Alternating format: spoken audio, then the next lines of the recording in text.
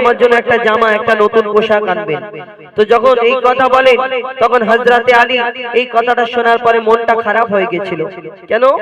স্বামীর মনটা খারাপ এই কারণে যে তাকে জামা কাপড় দেবে না বলে না, তিনি চিন্তা করলেন আমি যুদ্ধে চলে যাচ্ছি, যদি আমি আল্লাহর রাস্তায় শহীদ হয়ে যাই তাহলে কে এই আমার এই ফাতেমার আবদারটা পূরণ কে করবে? যখন এই কথা হযরতে আলী মন খারাপ করে যুদ্ধে চলে যায় আর ইমাম হাসান আর ইমাম হুসাইনের খবরটা আমার দয়ার নবীর কাছে দিয়ে দেয়। আমার দয়ার নবী হাও হাও করে কাঁদে। কি হয় ঘটনা কবি ছন্দের মাধ্যমে লিখছে দেখুন। স্বামীর মনে মা বোনেরা ব্যথা দিও না, আমার নবীর ঘোষণা ঘটনা শোনো মা ফাতেমা, ঘটনা শোনো মা ফাতেমা। স্বামীর মনে মা বোনেরা ব্যথা দিও না, আমার নবীর ঘোষণা ঘটনা শোনো মা ফাতেমা, ঘটনা শোনো মা ফাতেমা। কি ঘটনা শুরু হয় লিখছে দেখুন। যুদ্ধ করতে যাবে আলী হাতে নিল তলোয়ার, যুদ্ধ করতে যাবে আলী হাতে নিল তলোয়ার। মা ফাতেমা স্বামীর কাছে করলো এমন আবদার, মা ফাতেমা স্বামীর কাছে করলো এমন আবদার। যুদ্ধ থেকে ফেরার পথে আসবে যখন ঘরে, একটি নতুন কাপড় কিনে আনবে আমার তরে, একটি নতুন কাপড় কিনে আনবে আমার তরে। এই কথা শুনে হযরত আলী বড়ই দুঃখ পায়, যদি আমি শহীদ হয়ে যাই কে আনবে বলো কাপড় তোমার, কে আনবে বলো কাপড় তোমার। হযরত আলী মনটা খারাপ, তিনি যুদ্ধে চলে যায় দুঃখ ভরা মন নিয়ে। আর ইমাম হাসান ইমাম হুসাইন নবীর কাছে সব বলে দেয়। তারপর কি হয় লিখছে দেখো। দুঃখ ভরা হৃদয় নিয়ে আলী গেল রনে, দুঃখ ভরা হৃদয় নিয়ে আলী গেল রনে। নানার কাছে ছুটে এলো হাসান হোসেন, নানার কাছে ছুটে এলো হাসান হোসেন। আপুর কাছে নতুন কাপড় পেয়েছে আম্মি জান, তাই আপুর মনটা খুবই খারাপ ছিল যে সে পেরেশান, আপুর মনটা খুবই খারাপ ছিল যে সে পেরেশান।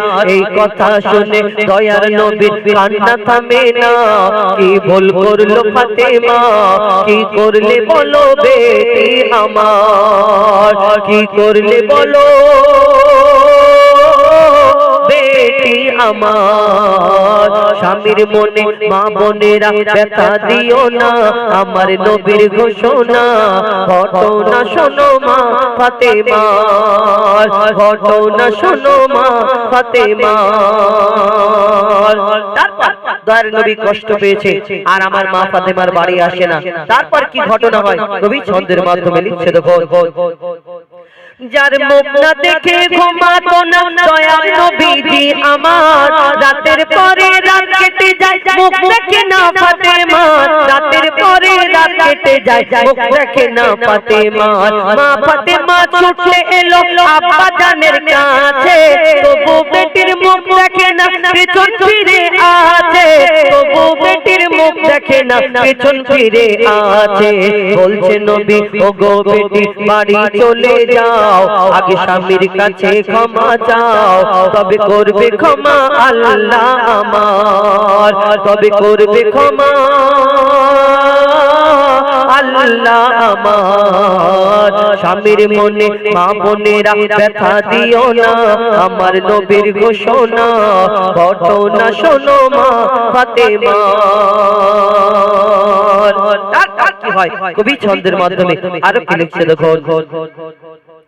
যুদ্ধ হতে হযরত আলী এলো যখন ঘরে, যুদ্ধ হতে হযরত আলী এলো যখন ঘরে। চাইছে ক্ষমা মা ফাতেমা পা দুটোকে ধরে, চাইছে ক্ষমা মা ফাতেমা পা দুটোকে ধরে।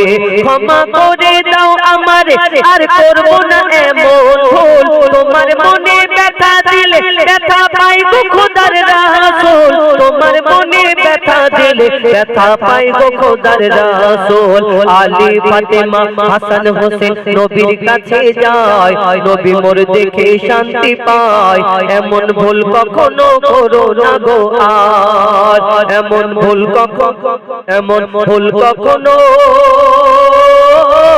করো না গো আর শেষ কথায় এই দুনিয়াকে শিক্ষা দেওয়ার জন্য সেদিন দয়ার নবী আরো কি বললেন শেষ কথায় কবির নাম লিখছে দেখো বলছে নবী আল আরাবী শোনো বেটি ফাতেমা আলী যদি আজ তোমাকে না করিত ক্ষমা আলী যদি আজ তোমাকে না করিত ক্ষমা আমি তোমার আব্বা তোমাকে ক্ষমা করতাম না স্বামীকে যে দুঃখ দেবে আমি তাকে চিনব না স্বামীকে যে দুঃখ দেবে আমি তাকে চিনব না কেমন শিক্ষা দিয়ে গেল নবী তো জাহান শুনে রাখ মঈদুল ইসলাম ভুল ছিল না মা ফাতেমার ভুল ছিল না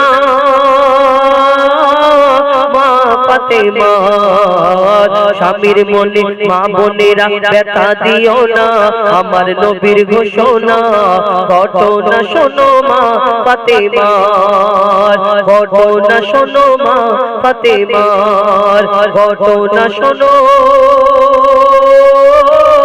মা ফাতেমা এবার আরেকটি